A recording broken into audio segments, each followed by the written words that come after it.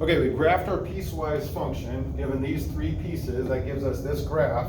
Now we're going to try to find some of these g of x inputs, right? If I input -1, let's look at our graph. At our graph, we have both this open dot and this closed dot at -1. And remember, it's the closed one that's including that value, okay? This open one is not, the closed one is. So the y value that spits out is going to be 4.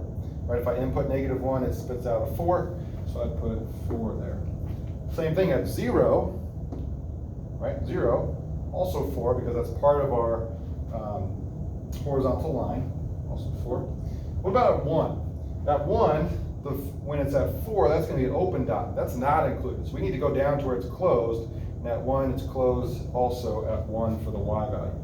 Right, input 1, the y value output is also 1. Okay, and then I also put one in here that's not on the graph. And I did this because for a couple reasons. One, you could kind of think about where it would be eventually, or you can take it and go back up to these pieces.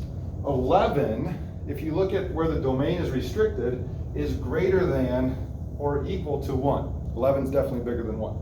So you have to go to that rule, or that part of the piece of this piecewise function, the rule for that piece, which says we need to square our x.